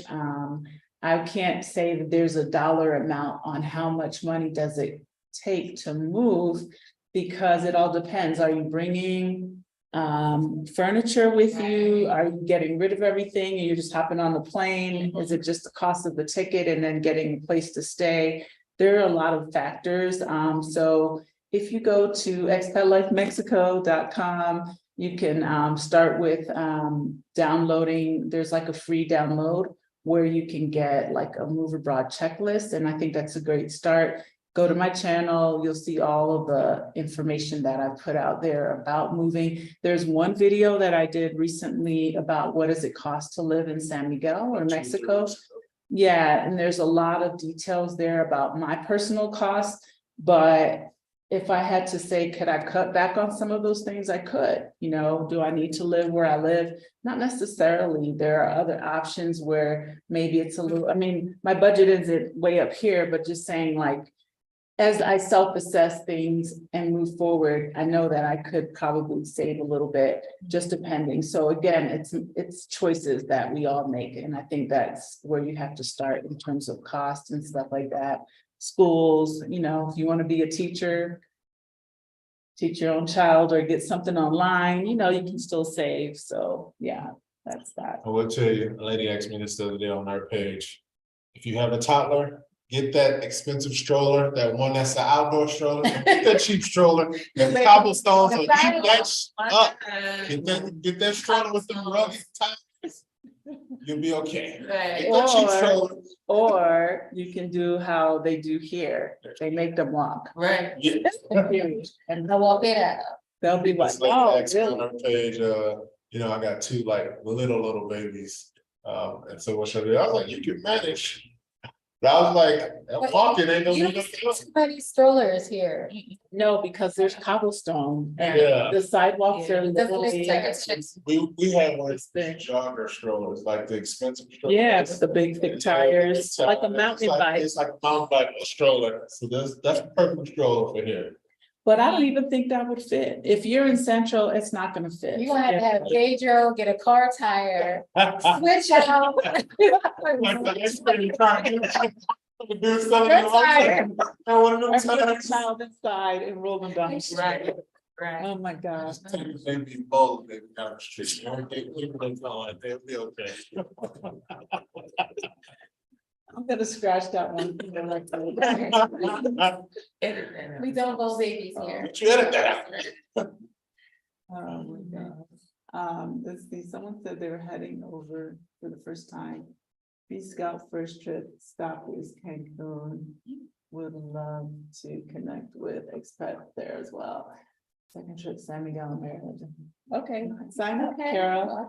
I think that's the best way to go. I always tell people, if you're not sure about where you want to be, if you can visit those places, stay for at least a couple weeks in each spot. It's a good idea.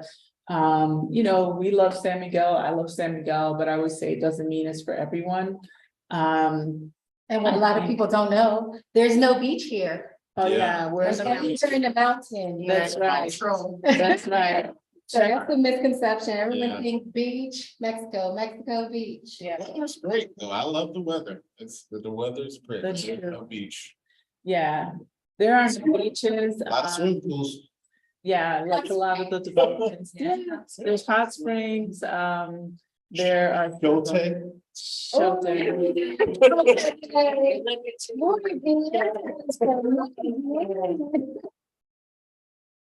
Oh my God. And by the way, he's starting a comedy club. Yes, one day. God, speak that blessing, yes. Into truth. Comedy club, that roller rink. I heard somebody talking about roller skating here. Oh, Obey was talking about that, wasn't he? Okay. Roller skating, yeah, that would be cool. I think they need a bowling alley, roller They said they have skating. one. They did, but they closed it. It was by the Nobody traffic. interested in it. Well, we would go, we bowled Yeah, in I love Karencita. bowling. I like bowling too. Michael used to love it. And also, what was I thinking about? Something else. Skating, bowling. Karaoke place. Karaoke. Yeah. Yeah, it's definitely good. Oh, that's right. Yeah, they did your party. Oh. Oh, soul food, that's what we need, soul food. Yes. And Mr. Time, we waited, you talking about it, Mr. Time. Need a beauty supply. to get Beauty our hair supply done. shop. We're giving you business ideas. Yeah. The what? The one where? Mexico City. Where? Is it good? Yeah, she A does beauty hair and she supply? has beauty supply.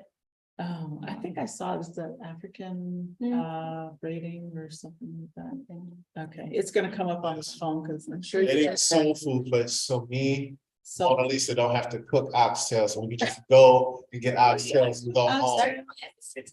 I had to bribe Michelle. She's like, can you just Yes. stay? I was like, let's barter. Barter. Bring, come through with the oxtail and I'll make some space. And she brought the oxtail. I should. Brianna, Random, I was like, I would buy oxtails if you That's cook. true. So I used some money today, right? I Yeah, have oxtails in my freezer, just saying, I always have backup supplies. Yes. We ain't had that many, I know. We didn't have that many. We Wait, only have you had, tried like, curry oxtails yet? Somebody's supposed to make me Jerk, jerk oxtails. I gotta buy some. I have jerk seasoning. We only had like yesterday, we literally had like 5 oxtails. What did you cook it in an Instapot? No. we didn't get it. That's the only thing, that's why I don't cook it, because I don't have Instapot. I have to invest in it. So I'm is gonna that try. one. Cause you'll be at I like 10 hours later. So, but as you can see, this is Gotta really. call the gas man to come. So. Okay, Oh, so sorry, we we got the, yeah, sorry, we got off the turkey. We hungry.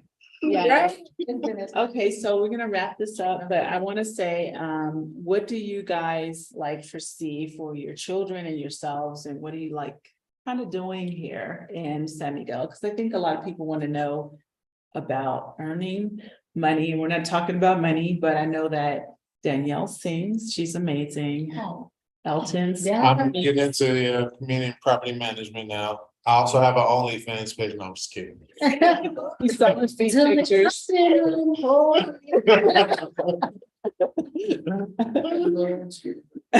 My feet. Oh. Oh, Lord. Bigger one. Y'all That's pray right.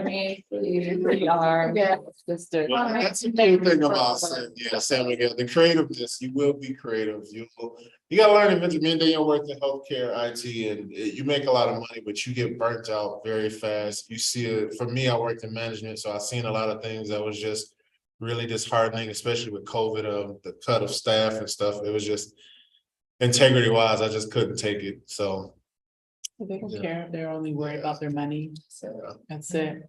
And Danielle? I still work in IT remotely, and our goal is we have 2 properties that we're renovating right now, so once those are up and running, we're gonna be putting those up for, short-term rentals.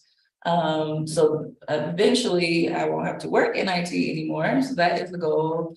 I do sing, so I'm looking to expand that and to start, gigging around town and in other cities and things like that. Yes, I'm here for As a that. second, I listened to your video, it touched my soul. Oh, that's Yeah.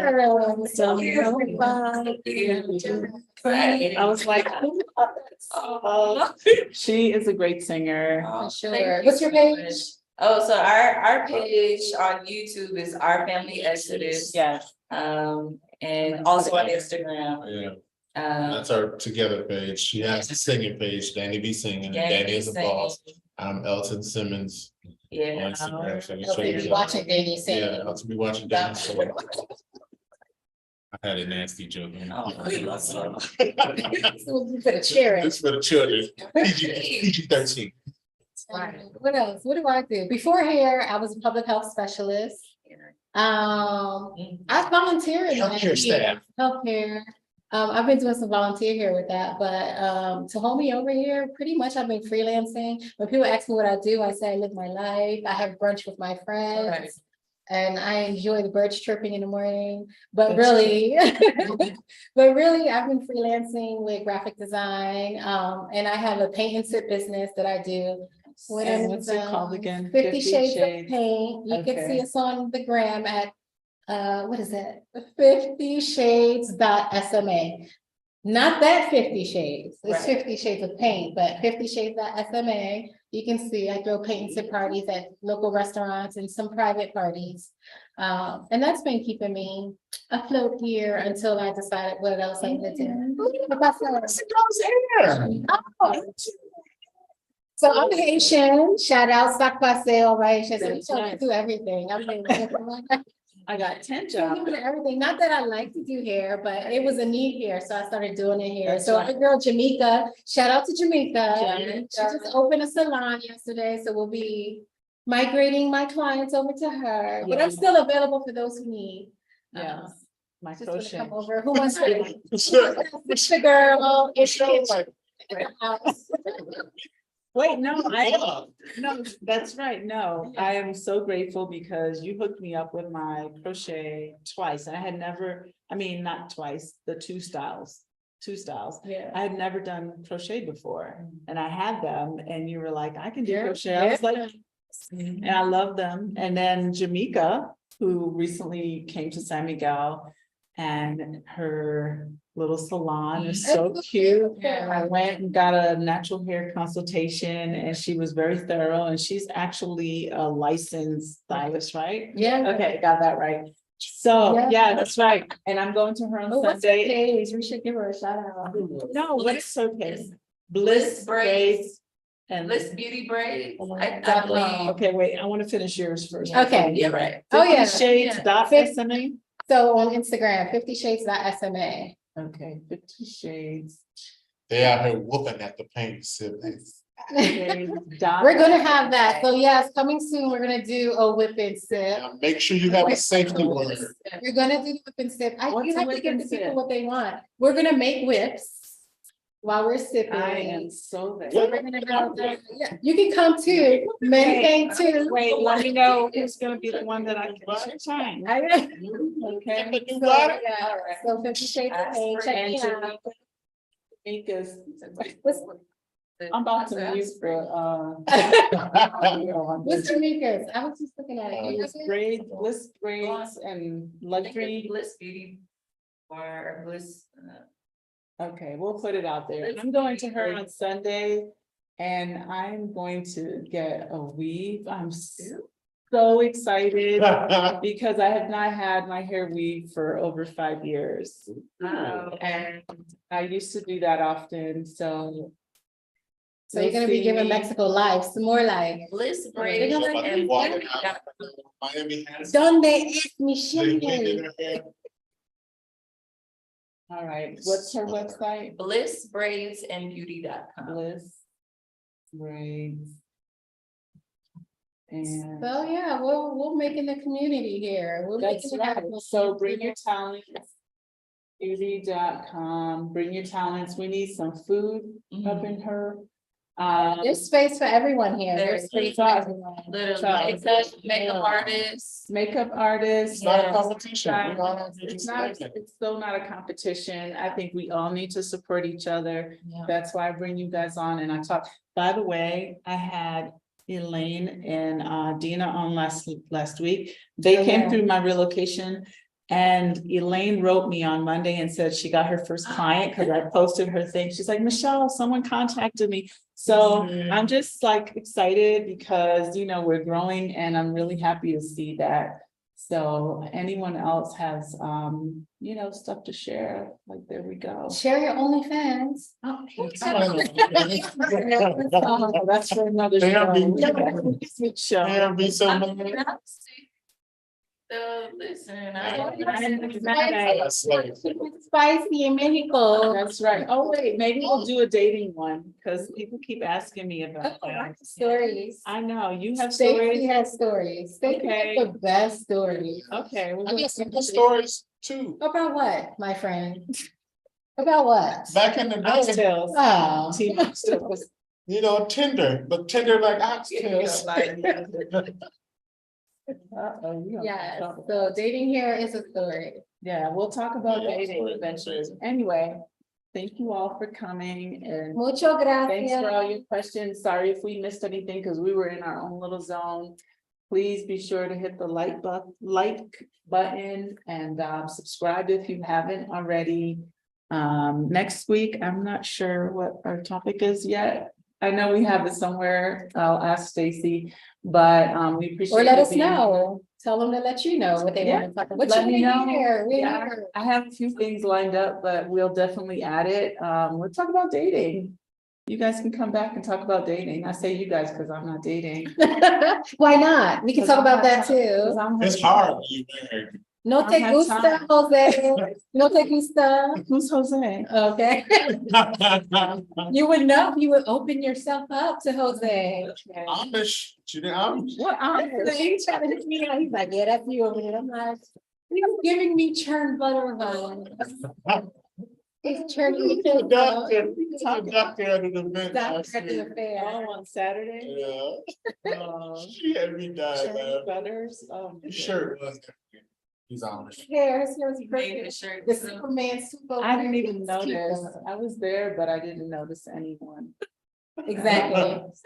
I know, I'm sorry. No, he's mad, intelligent. So. Intelligent is cute. That is. It's very nice. I can't take intelligent and passive. Like super passive is like super meek. He's a nerd. Girl, he might not This be. Scorpio, that's what I'm into. Yeah, That's true. let me shake him up a little bit. Like no. You know, shake him up, smack him in the elbows. Smack it, flip it. Uh-oh. Oh, no. All right, that's another show. It's the kids program. That's right. And oh, by the way, we are every last Sunday of the month. Now we're going to be doing a meetup. And so that will be posted on Black Assimilation.